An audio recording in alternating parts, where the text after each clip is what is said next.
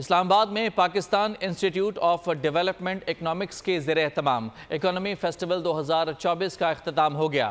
آخری روز درپیش معاشی، اقتصادی اور معاشرتی مسائل کا احاطہ کیا گیا۔ شرکاء نے سخت معاشی ڈسپلن اور قومی سطح پر واضح ٹیکس پالیسیز کو ترقی کا راستہ قرار دیا۔ شہریوں اور طلبہ کی کثیر تعداد سیشنز کا حصہ رہی۔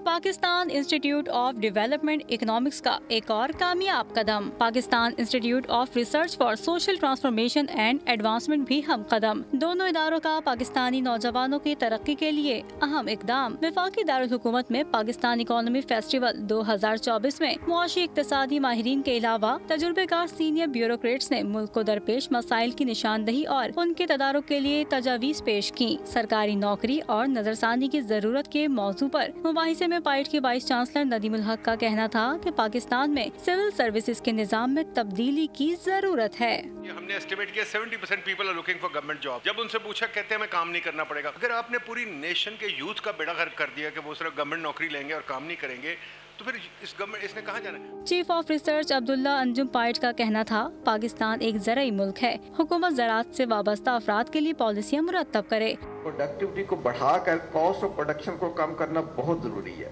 And this will also lead to export to use drone for agriculture purpose. اس کو تھوڑا سا ریوزٹ کرنا چاہیے، فیسیلیٹیٹ کرنا چاہیے تاکہ ہم ٹیکنالوجی کے اڈاپشن کی طرف کوئکلی بڑھ سکیں۔ سینئر اکانومسٹ ڈاکٹر عافیہ کا کہنا تھا ماضی میں کچھ ایسے فیصلے کیے گئے جن کا خمیازہ ابھی تک ہمیں بھگتنا پڑ رہا ہے۔ ہمیں اپنا ٹیرف سسٹم ری اسٹرکچر کرنے کی ضرورت ہے۔ یہ سارا مسئلہ جو ہے وہ گورننس کا ہے، انیفیشنسیز کا ہے، انکمپیٹنسی کا ہے۔ اس کے لیے ضرورت ہے کہ ہم ٹیرف ڈیزائن چینج کریں، ہم cost of service base tariff کی طرف جائیں اور یہ سلیبز والا ٹیرف ختم کریں۔ نرگس سیٹھی نے اظہار خیال کرتے ہوئے کہا کہ سرکاری ملازمت کے لیے نوجوان نسل اپنی صلاحیتوں کو پس پش ڈال رہی ہے۔ موجودہ زمانے میں شاید ہمیں اتنی بڑی تعداد میں سرکاری ملازمتوں کی ضرورت نہیں۔ نرگس سیٹھی کے مطابق نجی شعبہ اتنا ڈیولپ نہیں کہ ملازمتوں کے لیے پرکشش ثابت ہو۔ سیکیورٹی اس قسم کی نہیں ہونی چاہیے اور it should be performance based, اور بالکل یہ تو بالکل ٹھیک نہیں ہے کیونکہ اس سے بندے کی جو ایٹیٹیوڈ ہے میجورٹی کی وہ بہت لیٹ بیک ہو جاتی ہے، وہ پرواہ ہی نہیں کرتے کہ کیا ہوگا، کچھ بھی نہیں ہوگا، اور میجورٹی جو ہے وہ اپنا کیریئر گزار بھی لیتی ہے۔ Not everybody has the same kind of commitment. پائٹ کے ریسرچ ایسوسیٹ محمد ازوار کا کہنا تھا کہ سرکاری زمین کا بامقصد استعمال آج تک ممکن نہیں بنایا جا سکا۔ یہ پاور کروانا چاہ رہے ہیں کہ آپ یہ اس لینڈ کو ریلیز کریں اکنامک پرپسز کے لیے، اور بجائے یہ لینڈ دینے کے آپ اس کے اگینسٹ انہیں مونیٹائز کرتے ہیں in the shape of rental allowances which are at par with the market rate.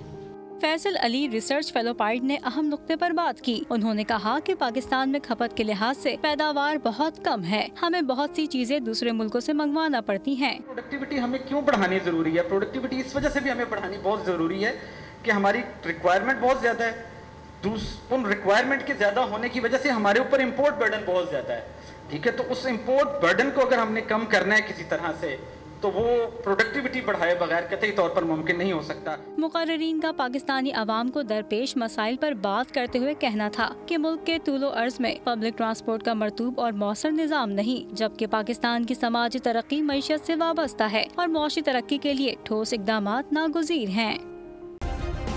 Subscribe کریں اور بیل دبائیں تاکہ کوئی خبر رہ نہ جائے۔